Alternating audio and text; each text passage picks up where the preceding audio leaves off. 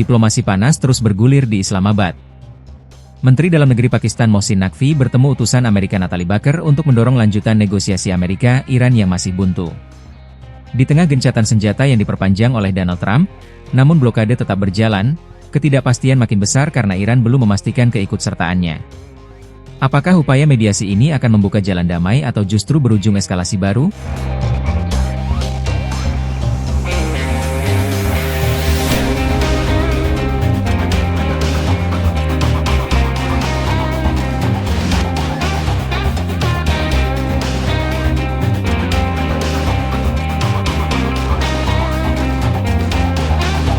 Pasca Amerika Serikat mengklaim gencatan senjata sepihak, pengerahan pasukan tetap dilakukan untuk mengintervensi Iran.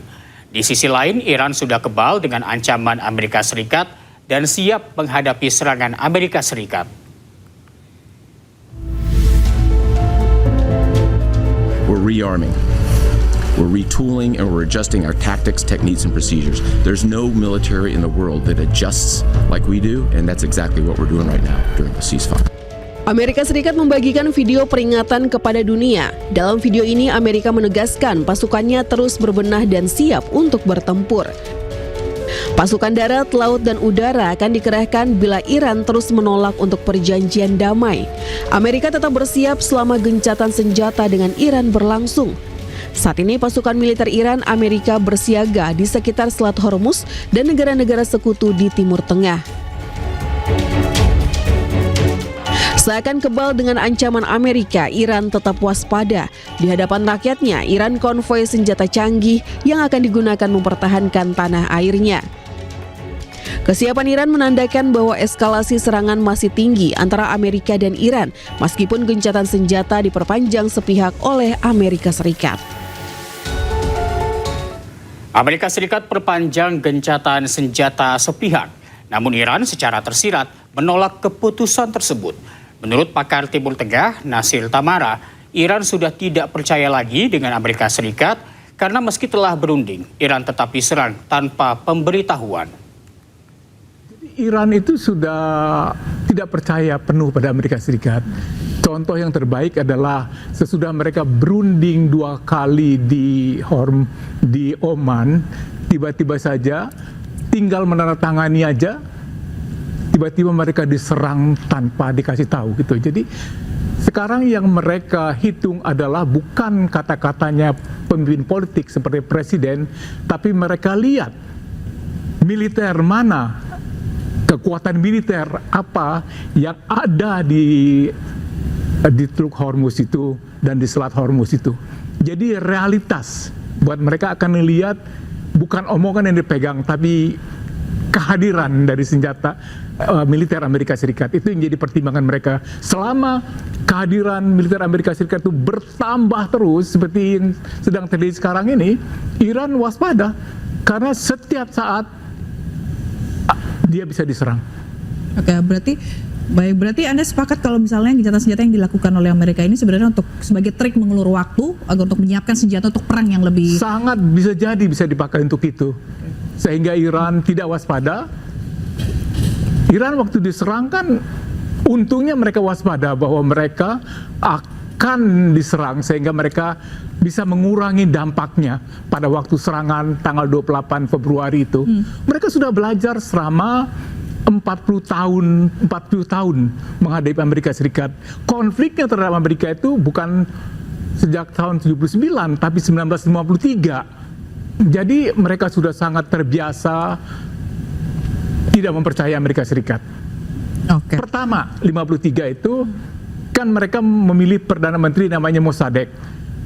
Tiba-tiba Perdana Menteri itu ketika dia mengambil alih perusahaan-perusahaan minyak menjadi milik Iran, Amerika marah kan. Kenapa itu diambil alih? Karena perusahaan minyak itu hanya memberikan 20% saham kepada orang Iran. Yang lainnya 80% itu punya orang Amerika atau orang Inggris gitu. Nah, jadi Amerika itu mulai marah sehingga Shah Iran yang udah ada waktu itu sesudah Mossadegh dijatuhkan dinaikkan. Itu dia sebabnya kenapa Shah Iran dan anaknya sekarang ingin lagi berkuasa. Iran itu mempunyai 10 tuntutan kan. dia ingin 10 tuntutan itu dikabulkan oleh Amerika Serikat. Misalnya ada ganti rugi. Sebab kerusakan Iran itu luar biasa. Amerika itu sudah mengeluarkan lebih dari 10 miliar dolar ya. Padahal mereka mau menyiapkan 75 miliar dolar untuk Gaza, kan itu ongkosnya kan. Jadi ini lebih besar daripada biaya untuk membangun Gaza udah. Jadi ya pusing Amerika Serikat. Dan posisi Trump ini melemah di Amerika Serikat. Sebelum perang dia itu masih di atas 50% popularitasnya, 65.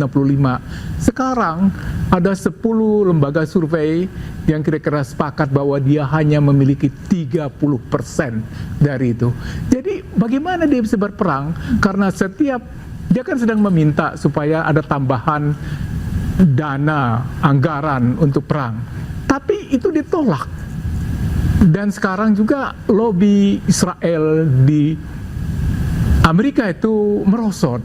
Popularitas Israel itu sekarang menjadi di bawah 40% gitu di Amerika, yang tadinya 80%, apalagi Partai Republik gitu kan.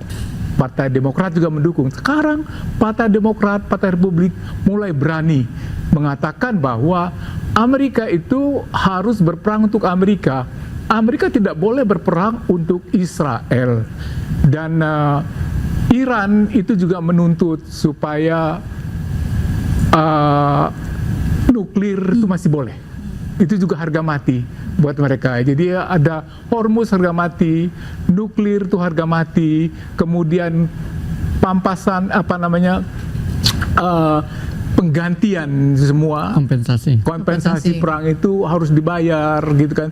Kemudian semua uang mereka yang dibekukan di bank-bank Amerika dan bank-bank yang itu lain itu harus dikembalikan. Dengan demikian Iran itu bisa membangun kembali. Kalau Iran itu tidak diisolir lagi, tidak diembargo, tidak dikucilkan lagi, Iran itu akan menjadi sebuah negara normal.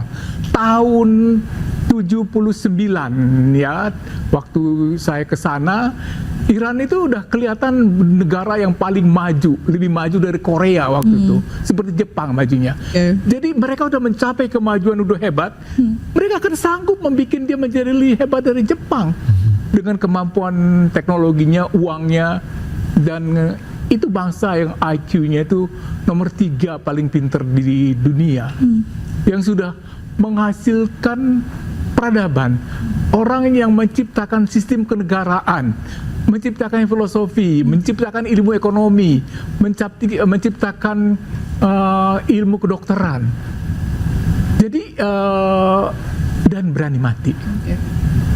Berani mati pada waktu saya meliput ya.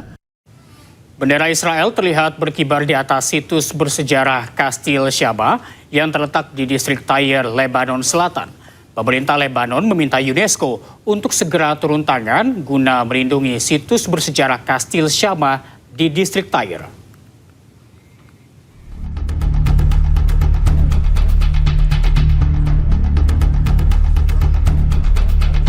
Situs bersejarah ini sekarang berfungsi sebagai pos pengamatan di ketinggian dalam zona keamanan Israel yang baru dibentuk, yang membentang sedalam 5 hingga 10 km dan meliputi lebih dari 50 kota termasuk Shama'ah. Rekaman tersebut memperlihatkan kepulan asap yang naik dari rumah-rumah di kota tersebut.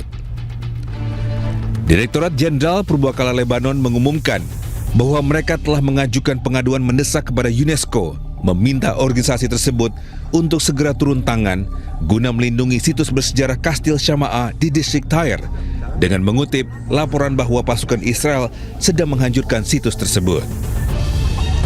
Militer Israel memperingatkan penduduk sekitar 80 kota di Lebanon Selatan agar tidak kembali ke rumah mereka dengan mengatakan bahwa mereka tetap ditempatkan di posisinya di Lebanon Selatan untuk melawan aktivitas teroris. Hal ini terjadi meskipun gencatan senjata 10 hari antara Israel dan Lebanon mulai berlaku pada hari Jumat lalu, menyusul pembicaraan langsung yang diselenggarakan oleh Washington antara pejabat Lebanon dan Israel. Israel mengatakan pihaknya berencana untuk mendirikan zona keamanan di Lebanon yang membentang dari perbatasan hingga Sungai Litani dan mencakup sekitar 10% wilayah negara tersebut.